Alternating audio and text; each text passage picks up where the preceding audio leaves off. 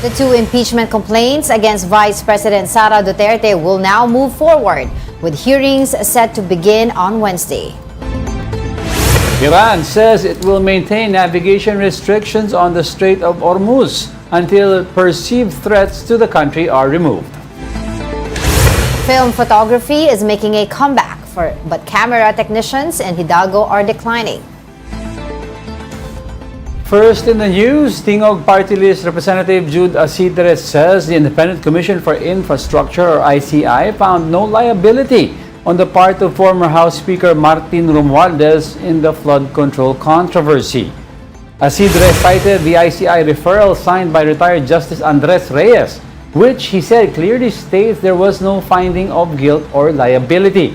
However, the report has not been made public and was only submitted to the Office of the Ombudsman. Asidre also called on Navotas Representative Toby Tiangco to stop misleading the public amid allegations linking lawmakers to impeachment support. According to Tiangco, some lawmakers were given financial aid and project allocations in exchange for supporting the impeachment complaints against Vice President Sara Duterte. And joining us now to address his allegations surrounding the impeachment process against Vice President Sara Duterte is Navotas Representative Toby Tiangco. Good morning, Kong, and thanks for joining us again. Yes, good morning. First of all, nagulat ako na meron palang ganun, no? Yeah. I mean, siguro lahat naman tayo nagulat.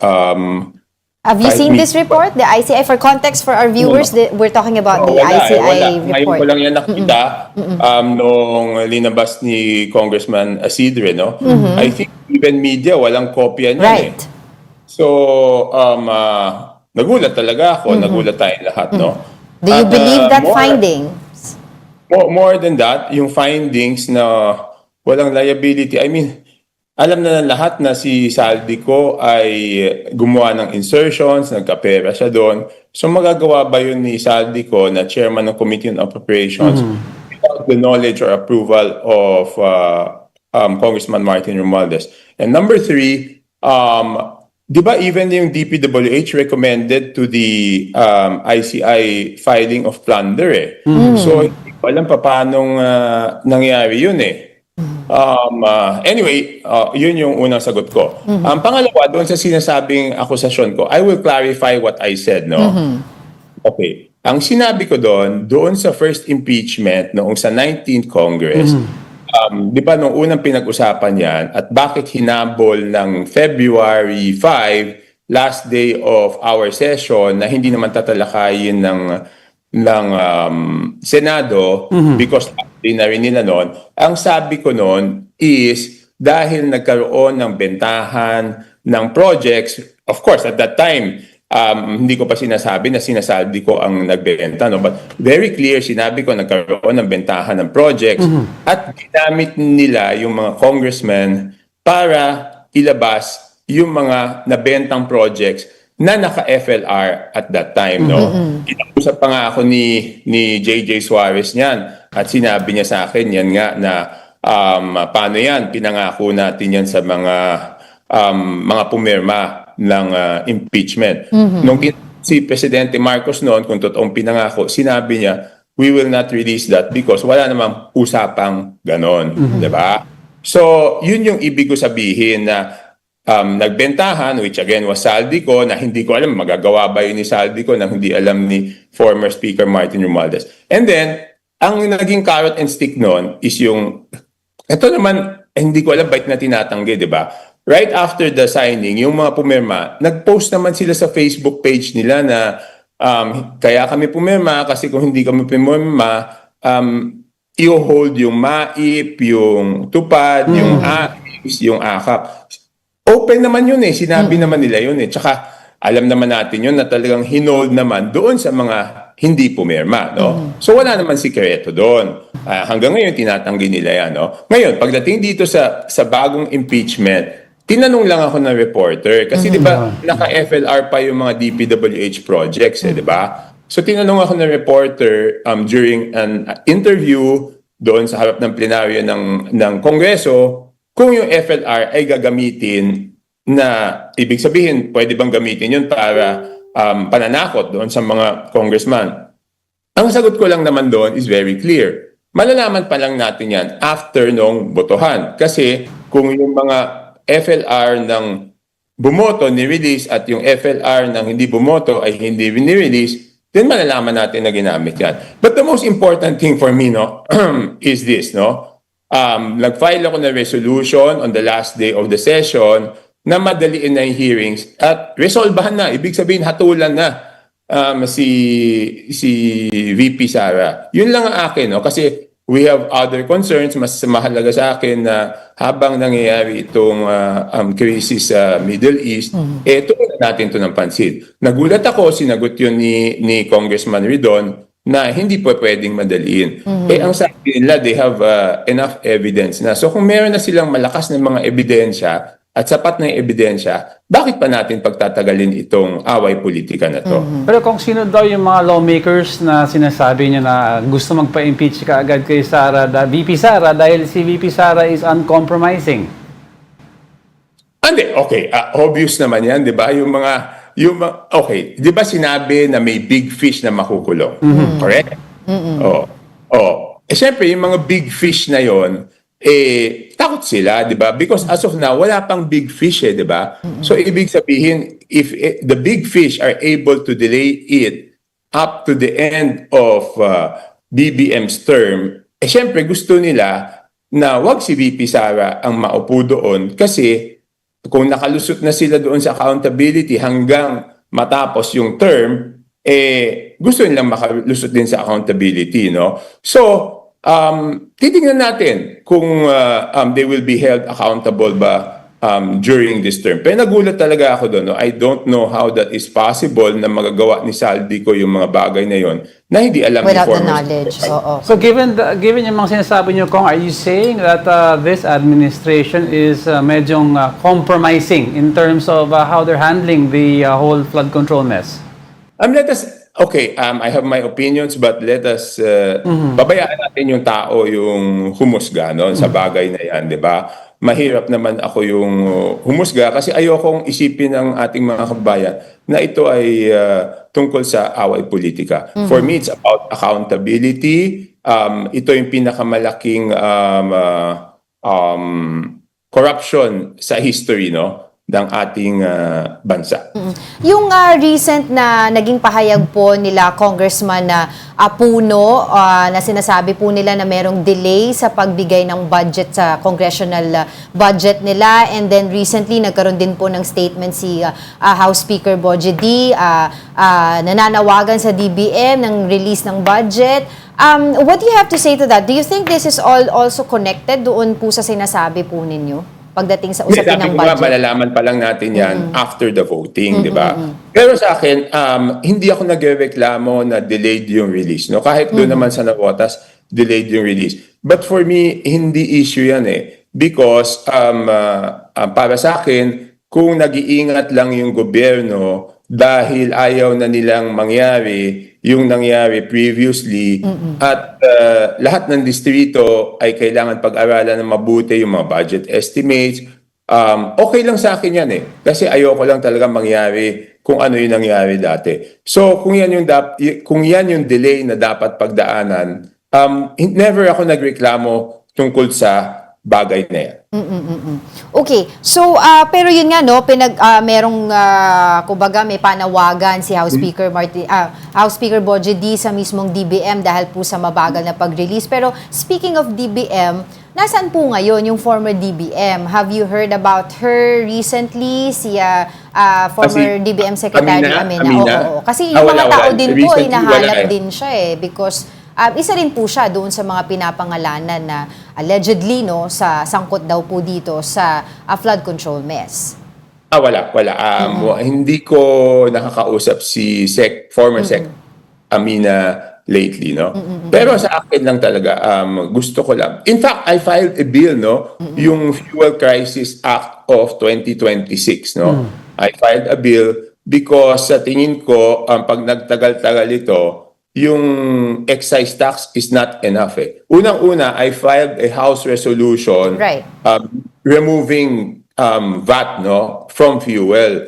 Pero ang naaprubahan namin doon is yung pagtanggal ng excise tax, no? Pero sumuporta na rin ako noon. Ang pakiusap ko lang sa gobyerno, kung hindi pa rin sapat yung excise tax, sana open naman sila na tanggalin yung VAT. Because the difference of the excise tax and the VAT, yung excise tax sa crudo, sa diesel, fixed yon 6 pesos. Kahit 50 pesos yung price ng diesel, kahit 100 pesos yung price ng diesel, 6 pesos yon. Ang problema ko doon sa VAT is, pag 50 pesos yung price ng diesel, 12% is 6 pesos. Pag naging 100 piso yung price ng diesel, yung 12% is 12 pesos, di ba? So dumodoble, nakakadagdag siya.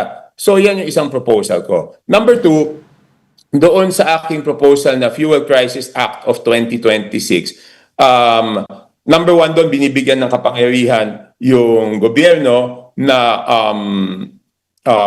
to stop yung mga excessive o yung mga nagsasamantala, just in case magkaroon ng pagkakataon na pagsamantalahan yung presyo ng fuel, presyo ng bilihin, presyo ng utilities, ng internet, may kapangyarihan yung gobyerno na i-control yun. Number 2, di ba nagkakaroon ng pagtatalo doon sa hindi pagtaas ng fare ng mga utilities, di ba? Ng PUJ, ng bus, hindi pwedeng itaas, no? Pero ang problema naman, tumataas naman yung fuel. So pag nalugi yan, malamang hindi na mamamasada yan. So binibigyan ko doon ng kapangyarihan yung gobyerno na sila na ang uupa, whether local government or national government, sila na ang uupa doon sa mga PUJ, sa mga tricycle, para sila na mag-absorb, gobyerno na mag-absorb noong dagdag na presyo ng fuel. Ibig sabihin, hindi ipapasa ng mga jeep, ng mga tricycle, yung taas ng presyo doon sa mga sasakay, kung hindi gobyerno ang magbabayad ng taas na yon, and then ibibigay na libreng sakay ng gobyerno. So may kapangyarihan yung gobyerno nun. Tapos syempre pag tumaas yung mga presyo ng pagkain, mahihirapan na rin yung ating mga kababayan na magbayad ng rent, no? So hindi pa pwedeng magtaas ng residential rent. Doon sa MSMEs, doon sa micro, small, medium enterprises, hindi rin pwedeng magtaas ng commercial rent. Tapos pwede magbigay ng emergency loan ang SSS, GSIS, tsaka may moratorium doon sa payment ng mga loans. So yun ang iniisip kong ano. So I just want to concentrate on that, no? Yung impeachment, yun, nasabi ko na, sa tingin ko dapat madaliin. Kung ayaw lang madaliin, wala naman akong magagawa, di ba? Pero kung ano ba ang talagang interpretation nito of how yung fuel companies decide kung paano sila magtataas ng presyo on a certain given time? Kasi like for example, let's take the food industry. Pag tumaas on that same day ang binili nilang supply, yun ang basis nila para magtaas ng presyo sa binibenta nila. Pero iba ang explanation ng fuel companies eh.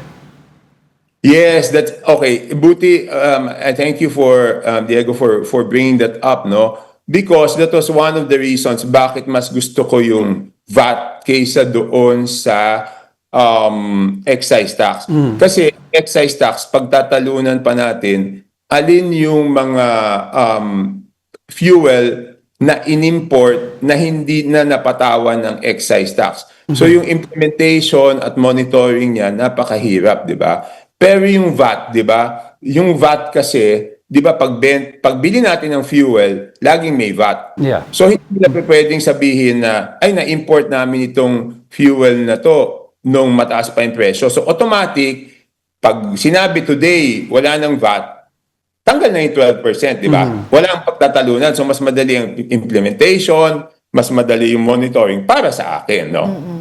Well, I remember when you were here last week, you also talked about the oil deregulation law and you support that as well. I was wondering ano pa po yung mga pwedeng gawin natin because a lot of people are also looking back no doon po sa nangyari before yung Oil Stabilization Fund. Nabaon naman daw po sa utang yung gobyerno, yung pamahalaan, kaya hindi din daw po maganda ganun yung gawin. Ano po ba dapat? Yes, yun ang pinapaaral ko ngayon. Pero inuna ko pa kasi hinabol ko last week yung ano talaga, yung relief, yung Fuel Crisis Act of 2026 para matulungan yung ating consumers. This week, pinapaaral ko lang po sa aking team yung Oil Deregulation Act kung dapat bang i-deregulate o hindi. Kasi parang ang knee-jerk reaction natin Yes. ngayon, parang, That's di ba? Ay, dapat i-deregulate natin yan kasi baka sinasamantala, no? So, is it, do we have to deregulate or do we have to just monitor it ng mas mahigpit? Yun ang papag-aralan. Ngayon po sa ko. Congress and both houses po sa lower and upper chamber, napag-usapan na po dito yung granting of emergency powers kay Pangulong Bongbong Marcos para nga po dito sa pagtatanggal ng excise tax. Pero Yes. parang po ngayon, medyo parang may pagdidili-dali po yung Pangulo, no, pagdating doon. So, wala na pong dapat gawin, siya na lang po dapat ay pipirma, pero parang ngayon nagdadalawang isip po siyang gawin yun. Your thoughts on that? Hindi, ang nangyari dyan is it was certified urgent, di ba? Yes. That minadali namin yon. And nagkaroon ng pronouncement na hindi pa kailangan. Hindi po ako expert sa oil. Mahirap sa akin magkomento doon sa bagay na hindi naman po ako expert. Baka magkamali tayo ng sasabihin Pero dyan sa bagay. Well, kasi syempre parang on your side, binadali po kayo ng Pangulo mabigyan siya ng emergency powers, pero nung binibigyan na po siya ng emergency powers, pipirmahan na lang, syempre nagtataka po kami, mga mamamayan, bakit hindi pa po niya ginagawa. Pero kasi may mga explanation daw po sila doon. Yes. Lahat naman tayo nagtataka, no? Pero ang isang iniisip ko doon, baka naman kaya, I mean, I don't know the reason. Right. No? Bakit naman kaya minadali? Because alam magbe-break kami. So mas mahirap pang mag-request ng special session. So baka naman ang gusto lang, siguraduhin na meron na siyang hawak para pag kinailangan, ma-implement. No? But again, I don't know. No? I don't have first-hand information. But katulad ninyo, ang expectation ko is dahil pataas na nga ng di ba ang diesel yata is Ano na, oo. Basta yung 110, ngayon, alam ko, Yes, we will reach. above 100 Yes. na eh. So, ako, sana kahit anong pwedeng gawin na para maibaba yung presyo, magawa na, no? So, para sa akin, mas maganda kung ma-implement na yung pagtanggal ng excise tax. Para sa akin yun. Pero kung, I don't know if you've heard yung statements ng ibang mga transport sectors kasi this is talking about subsidies, no? Sinasabi nila sa mga jeepney daw, mga 70 pesos na lang ang take-home pay nila per day, which is very low already and it's hard daw to survive on that. Now, speaking of subsidies, humihingi sila ng doble ng amount that they're receiving ngayon. Is there any opportunity na mapag-aralan ito? How can we address this? Because 70 to 75 pesos a day, medyo mababa po yan. Hindi kakayanin yun. No? Ang problema doon sa subsidies is baka hindi kayanin ng gobyerno. Kaya nga doon sa bill ko, sa Fuel Crisis Act, di ba, sabi nyo 17 ang take home. Ang mangyayari noon, yung national government o yung local government unit, ikokontrata niya ngayon yung jeepney, di ba? Okay. Okay. Pag kinontrata niya ngayon yung jeepney, I mean, parang subsidy na rin yun, pero hindi mo siya bibigyan ng cash, pero babayaran mo siya nung dapat na ibayad sa kanya. And then, ang mangyayari nun, ang local government o ang national government na ang magpapasan nung extrang pamasahe, pero ibibigay naman as libreng sakay para doon sa ating mga kababayan. Yun yung kasama doon sa Fuel Crisis Act of 2026. And this Fuel Crisis Act po, yung pag-arkila, kumbaga sa isang public utility vehicle only happens pag may emergency situation. Yes, meron ako linagay doon kung pag bumalik yung presyo ng diesel sa 60, pwede nang hindi. No? I'm just saying, may authority yung gobyerno. Hindi ko sinasabing dapat gawin ng gobyerno. Okay. Bibigyan Right. sila ng kapangyarihan na gawin ito. So iniisip natin lahat ng mga bagay na pwedeng gawin at pwedeng ibigay na kapangyarihan sa gobyerno para maibsan yung paghihirap ng ating mga kababayan. Oh, kumbaga parang of course yung solution natin long term na hindi naman natin kasi kumbaga makontrol yung what's happening in the market sa pagdating sa produktong petrolyo no. So what we can only control is how we respond to it. Yun po yung ibig sabihin. Yes. Oo. So nag-iisip tayo ng mga so ang line of thinking doon is ano ang makakaapekto sa ating mga kababayan? Siyempre, number one, presyo ng crudo. Number two, pag nagtaas ang crudo, ang presyo ng pagkain. Pag nabawasan Domino yung kita effect. niya, at hindi makadagdag ng sweldo yung mga kumpanya dahil nahihirapan din sila, mahihirapan na yan magbayad ng upa ng bahay. Diba? Kaya yun yung mga in-address natin ng mga concerns nila. Kung we understand how very important this issue is, itong all crisis na to sa atin dahil talagang apektado po buong mga Pilipino dito. But also, we don't want to forget the issue po ng flood control mess. Yes, no? definitely. Of course, we want to ask you also doon po sa kaninang naging pag-uusap po natin na naging supposedly na investigation ng ICI. Ito pong ICI finding, do you think may weight pa po ba ito or do you also still trust the ombudsman na sila po ay magfa-file ng mga kaso doon po sa mga talagang involved dito sa mess na ito? Yes, the ICI referred it to the ombudsman and I trust Ombudsman Boying Remulla na gagawa niya to ng tamang hakbang.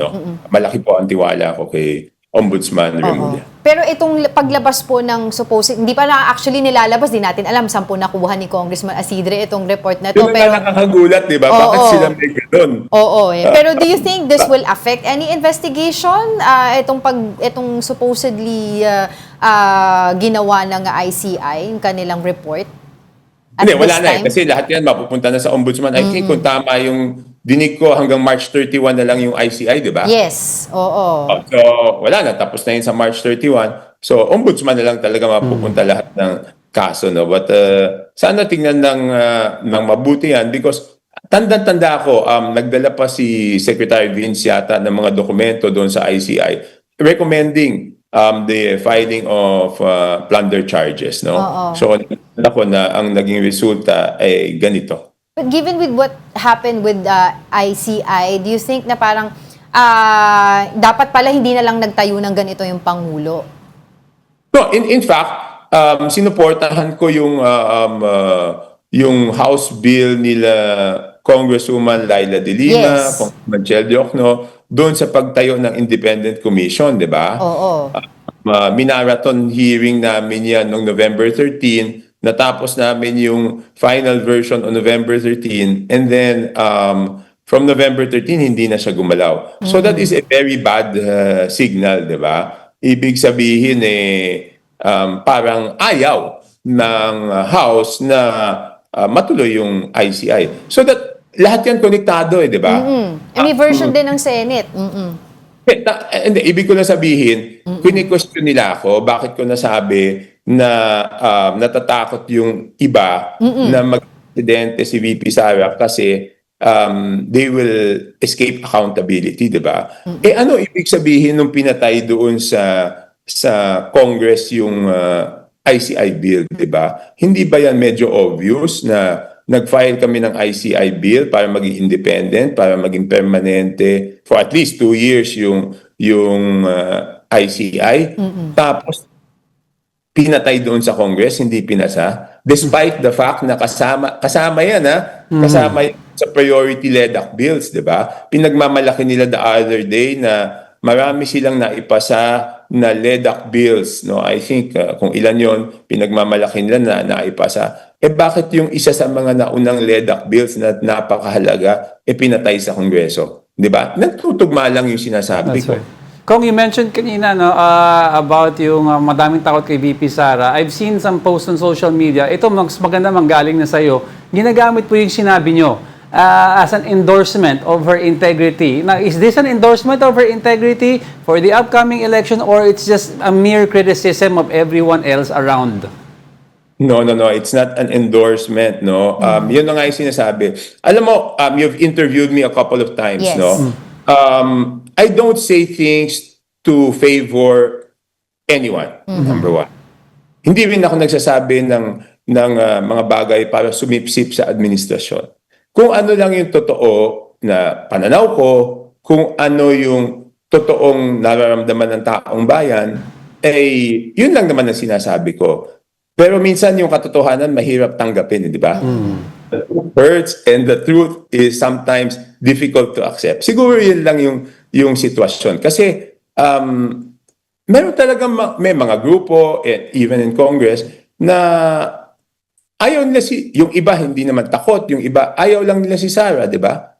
So, pero pag may sinasabi akong ganun, iniisip nila na nakakabuti kay Sara, nagagalit sila sa akin. Ano magagawa ko? Yun talaga yung DDS naiisip ka ko. daw, Kong. Ano po? DDS Ano po? ka daw, Kong. Hindi ako DDS because sabi ko nga, there are some issues that I do not agree with VP Sara also, di ba? So hindi ako pwede maging DDS. And I will tell you this, no? Look at my political history. Okay. Si ERAP, natanggal yan in 2000, year 2000, hanggang 2010, ERAP ako. Ibig sabihin, even if nakakulong si ERAP noon, hindi ko iniiwanan, pinaninindigan ko kung sino yung kinakampihan ko. Hindi ako tatago. Especially now, 55% si BP Sara. Kung Sara naman ako, bakit ko naman itatago, di ba? Yeah. Bakit ko itatago? There's no reason for me to hide it. Ngayon, maging totoo tayong lahat sa sarili natin. Hindi ba totoo yung sinasabi ko? Kasinungalingan ba yon? O pagpapaganda ba kay Sara yung sinabi ko na siguradong mapapanagot sila? Let us be true to ourselves. Tayo na lang ang sumagot nun para malaman natin kung yung salitang yun ay nagpapapogi ba kay BP Sara o kung yan ay katotohanan lang. Oo. Okay, lastly, Let's be very honest with ourselves. Yes. Di ba? I mean, obvious naman na yung sinabi ko ay totoo eh. Hindi naman hindi totoo yun, di ba? Lastly, Kong, before we let you go, I know marami po kayong dapat gawin today. But you mentioned kanina that you trust and believe in the Ombudsman, kay Ombudsman John Boying Remulla, that he will do the right thing. Do you think that he will also file cases against the former House Speaker Martin Romualdez? I mean, in general, yung character ni Boying Remulla, I've known him for so long, no? Talagang straight yung tao na yan, no? So no matter who it is, I trust that he will do the right thing, no? Again, balik tayo dun sa isa, no? Yung sinasabi na kinakampihan ko daw si Sara. I filed nga a resolution na madaliin yung investigasyon, di ba? So ibig sabihin, gusto ko rin na pagbotohan na. So hindi ko pinapatagal, hindi ko dinedelay.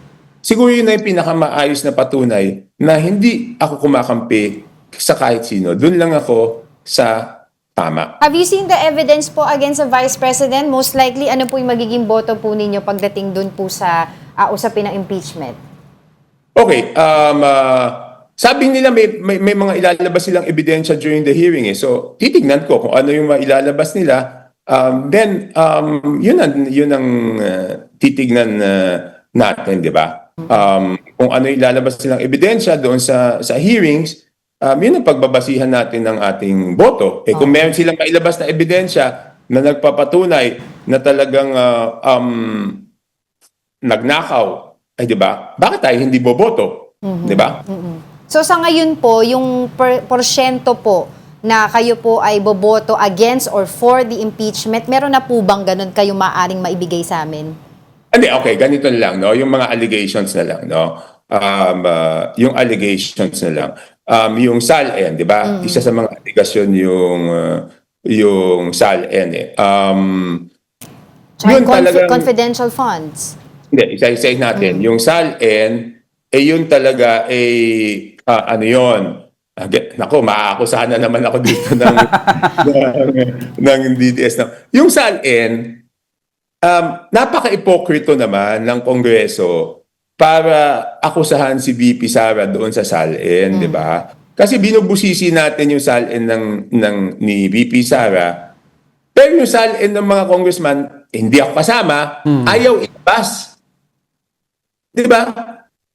Ibig sabihin nag-aakusa ka na binubusisi mo yung salin, ang hamon ko, ilabas lahat ng salin ng congressman. Ako dinabas ko yung salin ko voluntarily At saka dapat hindi voluntary yan, hindi ko alam bakit. Di ba? Oo, nasa batas naman yun oo. Yes. Pero ayaw ilabas ng Kongreso. O even si Ombudsman Boying Remulla may accusation tungkol dyan, di ba? Tungkol sa salin. So, para sa akin, ano ba yan, di ba? Okay, sige. Marami pa tayong gustong itanong sa inyo, pero unfortunately, we don't have much time. Hopefully, we can still invite you. But for the meantime, Yes, maraming anytime. salamat But I just want to end with this, no? Sige po. Gusto ko lang talaga na tapusin na yan. Nag-file ako ng resolution na madaliin na yung investigasyon. So yan ang isang patunay na hindi po ako kumakampi kay BP Sara. Bilisan ng investigasyon, pagbotohan na namin agad, at pangatlo, mag-concentrate na kami doon sa crisis na kinakaharap natin sa Middle East. Yun lang po yung akin. All right, thank you for that, Navotas Representative Congressman Toby Pianco, for joining us. Thank you. Yes, have a good day. All right, President Bongbong Marcos said in his latest vlog that the government is working to assist Filipinos during the ongoing oil crisis. Here is the report. The government continues to take action to support Filipinos amid the ongoing oil crisis.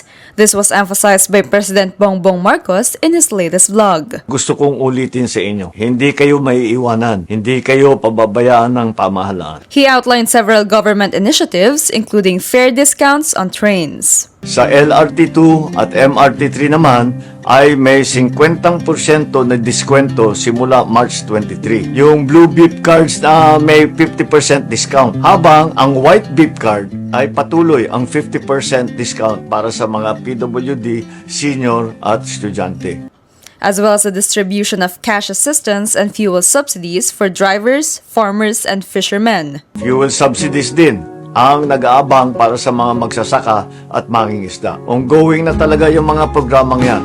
Pero nagpatagdag pa tayo ng 50 million sa mga regional field offices. The government is also in talks with other countries to secure a stable oil supply. Tungkol naman sa supply ng langis, nagkikipag-usap na po tayo sa mga bansa na ating mga trade partner gaya ng India. Ngunit sinasama na natin lahat ng mga iba at tinalapitan ang China, Japan, Thailand, Brunei, South Korea patungkol sa mga posibleng supply arrangement. Marcos added that authorities are coordinating with manufacturers to help keep the prices of basic goods stable. The president urged Filipinos to help by conserving resources, supporting one another, and sharing accurate information during the crisis. Ngayon ang panahon para magtulungan. Ngayon ang panahon para maipakita natin sa buong mundo ang katangian ng bayanihan na nasa puso ng bawat Pilipino. Transport Group Manibela held a press conference this morning ahead of its planned transport strike. For the details, let's bring in Mobile Journal, Arles de los Santos. Arles, ano mga na-discuss sa press con yan? Angela at Diego, natatakda nga yung panibago na namang tigil pasada ng mga kapatid nating tsupera. Bunsod ng patuloy pa din ang pagtaas ng presyo ng produktong petrolyo kung saan nga kasama sila sa mga pinaka-apektado nito. Kung saan makikita ninyo sa kilikuran yung kanilang mga placard na hawak-hawak, welga kami, VAT at excise tax ng galing, junk oil deregulation law, serbisyo sa tao, wag sa gawing negosyo, at yung iba pang mga panawagan na kanilang nais madinig ng pamahalaan. Kasama na dyan yung taas presyo sa pamasahe, gayon din yung pagbibigay ng kagyat na ayuda nga sa mga tsuper na kasama nga sa mga pinaka-apektado nito. Kapukod dyan, nais nila na buwagin na yung train law at yung oil deregulation law dahil sa pangmatagalan daw talaga nila nakikita yung kanilang pagnanais na maibsan yung gastos ng araw-araw na pasakit ng mga commuter at syempre sila bilang mga tsuper dahil daw nakakapag-uwi pa sila ng mga 500 pesos nga hindi pa nagkakaroon ng sunod-sunod na big time oil price hike, pero sa ngayon daw ay nasa 150 pesos na lamang yung kanilang kinikita sa kanilang pagbiyahe mula 4 a.m. hanggang 10 a.m. At kung yung dati daw na munggo tuwing Biyernes lamang daw nilang iniulam, ngayon ay halos araw-araw na daw ito. No? Dahil ganun nga yung magiging posible na paparating pang araw na kanilang kakaharapin. No? At hindi lamang grupong Manibela yung makikisa sa Tigil Kalsada. Kasama din dyan yung mga TNVS drivers, motorcycle ride-hailing at yung mga truckers natin sa iba't ibang mga bahagi ng bansa. Angela at Diego, makakapanayam natin yung isa sa mga tagapangulo ng TNVS. Tama po ba, sir? Ano pang inyong kumpletong pangalan? Rogie po, Rogie de los Santos ng Manibela TNBS Community. Ano na po yung inyong karanasan na dito sa patuloy pa din na paglaas ng Wala na kami kinikita po sa patuloy ng pagtaas ng langis. Ibang mga driver namin, binabalik na sa sasakyan sa amin. At ayaw na naman po biyahe. Dati po ba, nung normal pa yung sabihin natin, no, before yung all-time price hike, magkano pa po yung kinikita nyo kumpara sa kayo?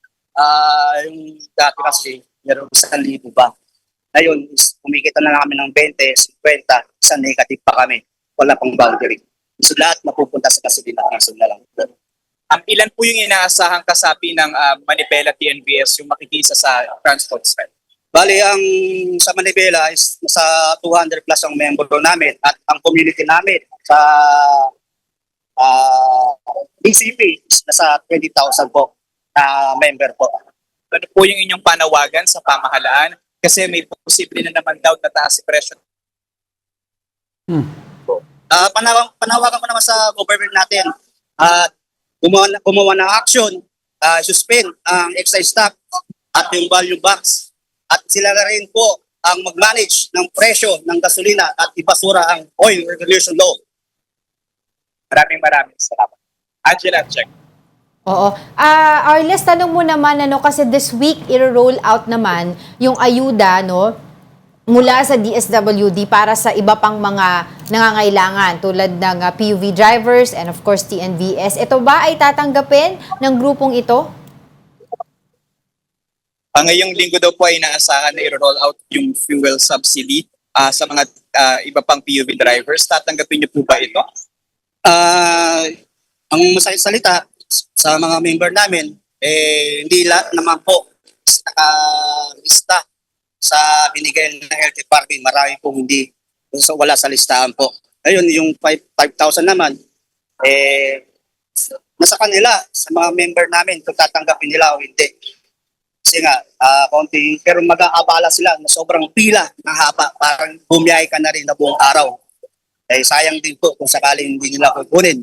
Pero ang sinasabi namin, tuloy pa rin ang tigil pasada sa Webes at Biyernes. Angela. Oo.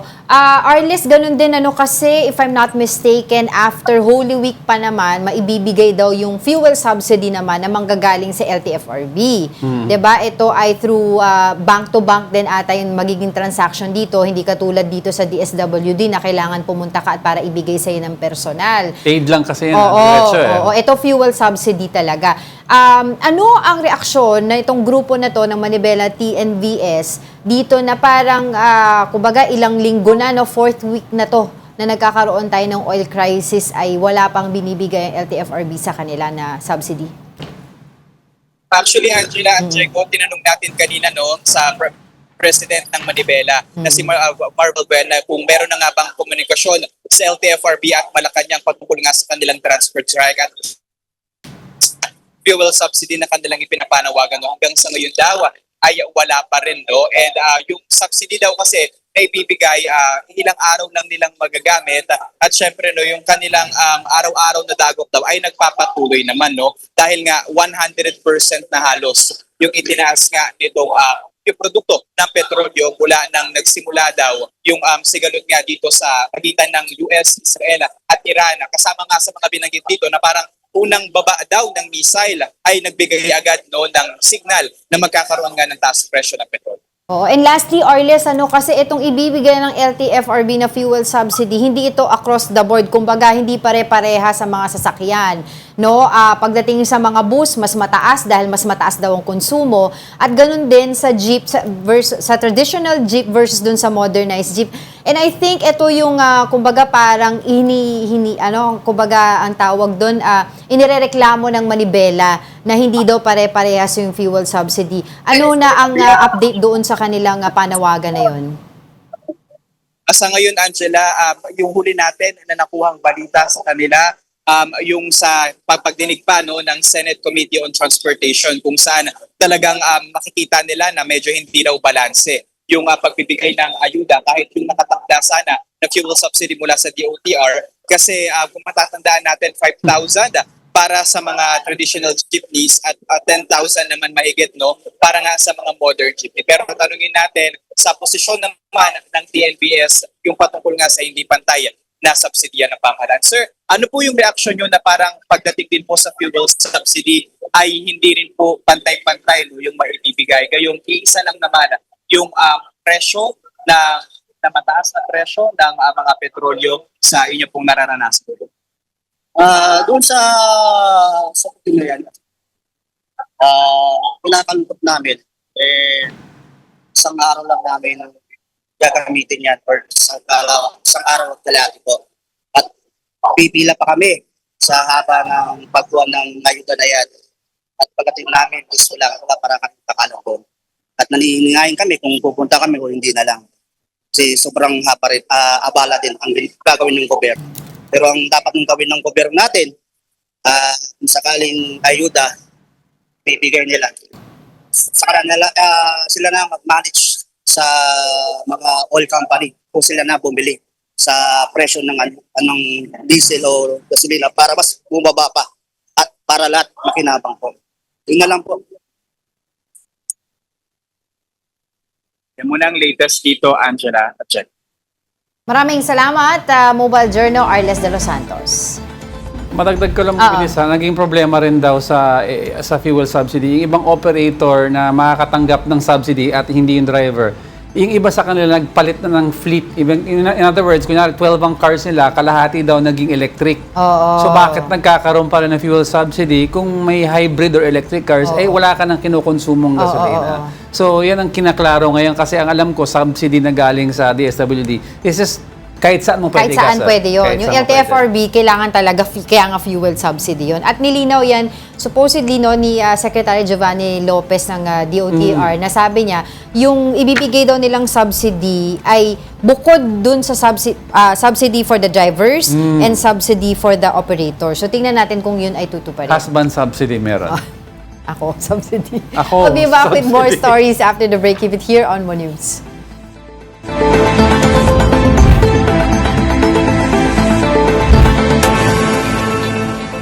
Good morning. You're still watching News and Views here on One News. The House Committee on Justice is set to begin the hearing proper on the impeachment complaints against Vice President Sara Duterte this week. Here is the report. After being declared sufficient in grounds, the two impeachment complaints against Vice President Sara Duterte will now move forward. With hearings set to begin on Wednesday, March 25, the Vice President's camp has confirmed receiving the invitation to attend, but her legal counsel attorney Michael Poa says it remains unclear whether she will show up. He stressed that there is no requirement for the Vice President to personally attend a hearing, adding that any decision will depend on her rights and the advice of her legal team. Meanwhile, House Justice Committee Chair Jervil Luiso earlier said it is within the Vice President's prerogative whether to appear or not. But for lawyer Dino De Leon, who represented one of the impeachment complaints, the Vice President should face the proceedings and answer the allegations against her. Duty-bound siya, constitutional process to eh. Kailangan galangin ni Sara Duterte ang mga institusyon, including the House of Representatives, including eventually the Senate, and kailangan niyang sagutin sa saligang batas. At sabi sa saligang batas, accountability ito, kailangan mag-explain siya. De Leon, however, doubts that Duterte will attend. And even if she does, he believes she may avoid directly answering questions. Palagay ko hindi niya sasagutin yung mga tanong.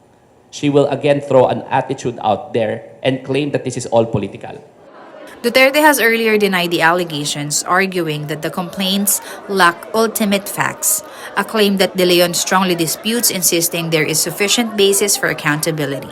Ito po ang mastery kasi ng Duterte camp, no? Yung tinatawag nating dilituhin tayo, yung tinatawag nating diversion, muddling of the issues. Ang alegasyon ay siya ay nagwaldas at nagnakaw sa confidential funds.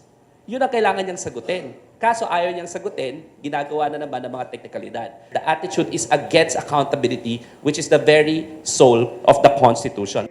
Meanwhile, a civil society group says it plans to set up a people court if the impeachment process reaches the Senate, composed of priests, members of the academe, and former judges, to monitor the proceedings and present evidence to the public.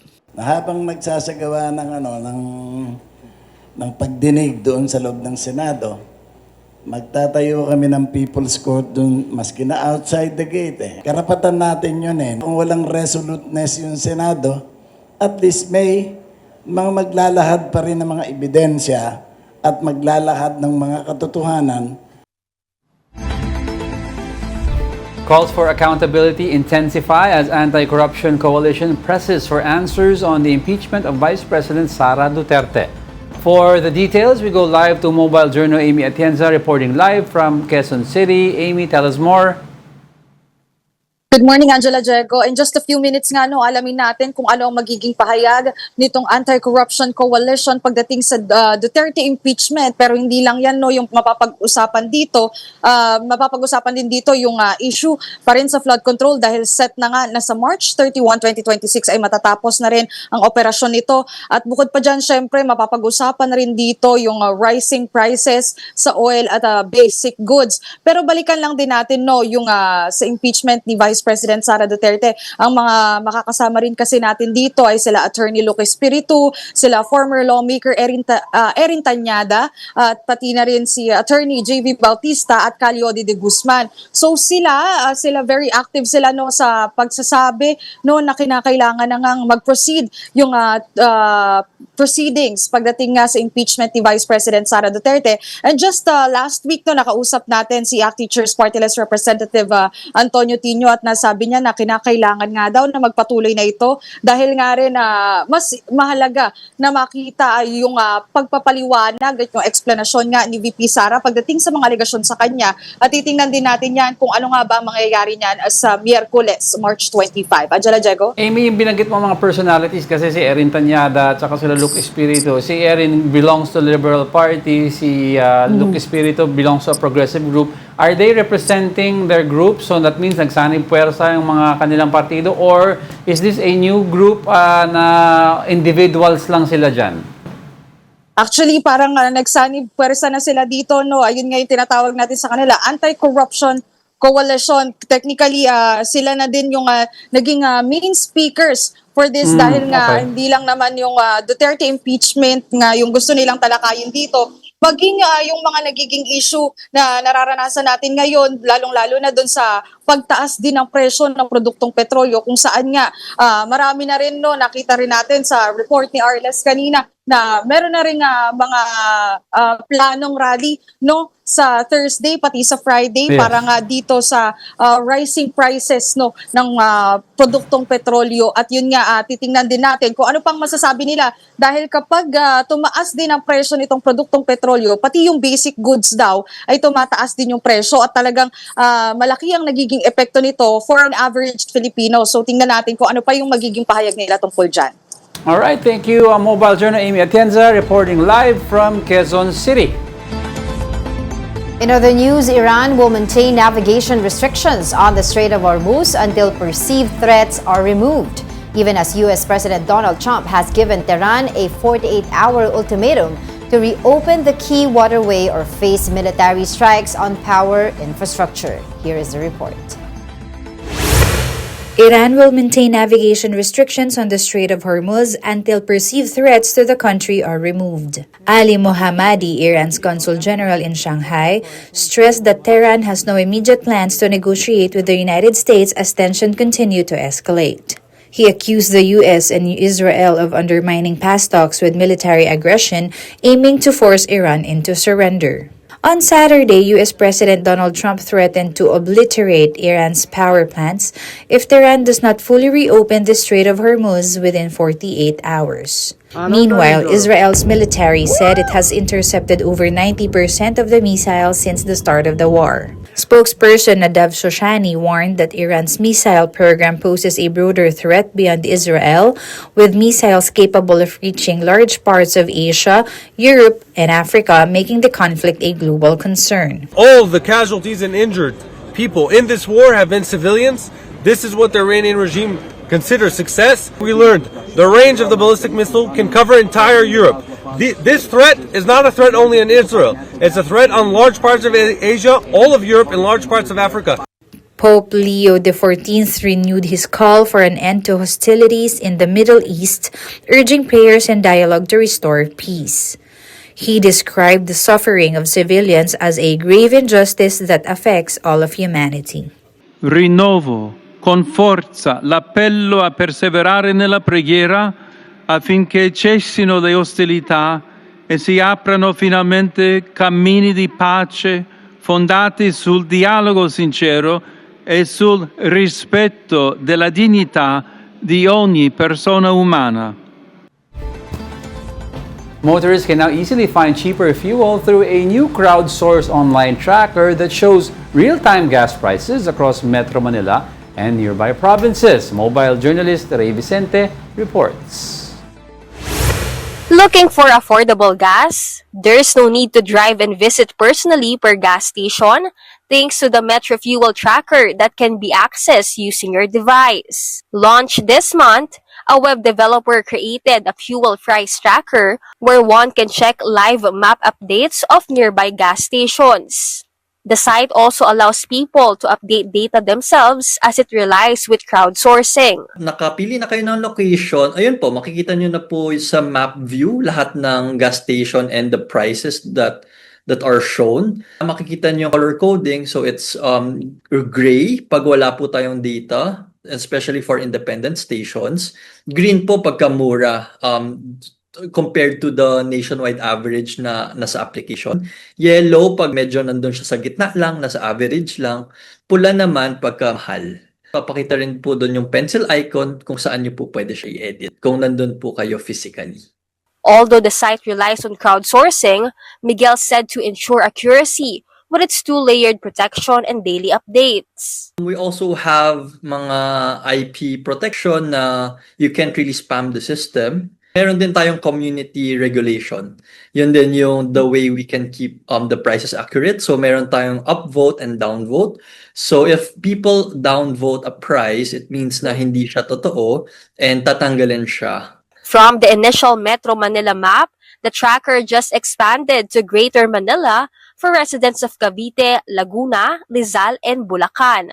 For tricycle drivers like Roland and Bert, the tracker can be a helpful tool to easily look for lower gas price. They echoed to prioritize conserving gas, especially they now earn from 700 pesos to 300 pesos daily since the oil price hike. Tingnan namin ngayon sa mababa. Kaya doon kami pumupunta. Kung basta medyo malapit lang dito. Kaya pag layo, hindi na namin pinupunta. Makakatulong yun pag gano'n. Kasi naghahanap talaga kami ng mababa gano'n. Ng presyo ng gasolina. Agad magagawa, krisis. Medyo ipitan ng sintron. Having a total of 3,757 gas station, Miguel hoped that the fuel tracker bring convenience to motorists like him. Persistent problem na siya ever since wherein wala talagang transparency on gas station prices. So that's why yun. Kahit ako, I'm a daily driver and I always curious kung ano ba yung prices sa station today or tomorrow, ganun. And I don't have a way to find out. So I created the app so that you can actually easily see all the prices without having to go to the actual station. So right now, I'm really looking for partners to work with or businesses and sponsors that I can partner with. And in the near future, Miguel aims to expand the map to Cebu and other provinces. The Metro Fuel Tracker is free and can be accessed through its website at metrofueltracker.com. Kapatid Ray Vicente, we are One News. Film photography is back, but the number of technicians keeping cameras alive in Hidalgo is dwindling. Mobile journal Daniel Dayaw has the story. As film photography resurfaces among the youth, the technicians here in Hidalgo are becoming harder to find. Grainy-filled frames, faded tones, and soft imperfections. Film photography is back, capturing a new generation of creatives. And for many, it's not just the look, but the thrill of one shot and the process of developing. 4 years na ako nag-experiment sa film photography. Naging interested ako sa film photography. Mainly because iba kasi yung approach niya sa digital photography nowadays. Sa film photography, you only have one shot. Lalo ngayon na ang taas na ng prices ng film. Nandun yung thinking na, naayos ko ba to? Yung composition ba neto? Yung lighting ba neto? And all. Yun. So, kapag dumadating yung develop na film, nandun yung excitement. Kasi andun na yung pinaka-outcome ng film. I think it's being appreciated, but at the same time, the trend is helping the film photography and the analog photography to be more thriving, to be more known. I hope that film will never die and it will just continue to use the digital to preserve the analog. Before smartphones and unlimited shots, film captured moments frame by frame, with every photo a surprise until developed. Yet with the rise of technology, film demand fell and the repairman began to decline. Umpisa ko ng year 2000 dito. Pagdating ng 2004, doon dumating na yung mga digicam, mayroon nang nagpapa-repair noon. Hanggang sa nakalipas na mga ilang taon, biglang nawala na yung mga film. Nakakalungkot kaya. Kasi puro high-tech na lahat sa bagay. Dapat meron din talagang matitira ba na mayroon pa rin gumagamit ng luma. Kasi diyan tayo nang gagaling. Along Hidalgo Street, Mang Jun remains one of the few still repairing film cameras. Sinasabihan ko yung iba na cellphone ng iPhone talaga napakamahal, di ba? Pero sabi ko, try mo magpa-develop ng kuha ng cellphone at saka yung sa camera. Doon mo talaga makikita yung pagkakaiba. Alam ko yung phone mo, ito, ang ganda nito. Pero kung di ka rin nakaranas talaga ng mga DPL, mga SLR, di ka pa rin talaga tatawagin na professional photographer. As more rediscover film, the future of repair rests on the youth, with Mang Jun hoping for the craft to continue before it completely fades. Kasi ako, di ko na din alam kung ilang taon na lang din ako dito sa pagre-repair kasi may edad 56 na ako. Lalo sa mata ko, medyo nahirapan na rin ako. Kaya sana naman, sunod na generation, makita ako ba na repair shop na andun, di film pala yung ginagawa. Pero sa palagay ko parang malabo nang mangyari siguro. Kasi alam mo naman ngayon, easy money na eh. Magre-repair ka ba, pakahirap ka pa ng gusto, di ba? In the end, he emphasized, film repair is more than work, as it is history, encouraging today's youth to always look back where the trend began. Kapatid Mobile Journal, Daniel Dayaw, we are One News. And for my advice for the day, and this applies only to husbands. Before, let's go out and eat. Now, let's go out and look at food. And remember, only for husbands. And that wraps up today's episode of News and Views. Okay. Join us again tomorrow. I'm Angela Lagutsad-Castro. Always feed the wife. And I'm Angelo Castro III, Kapatid, BR1 News. All sides, all the time.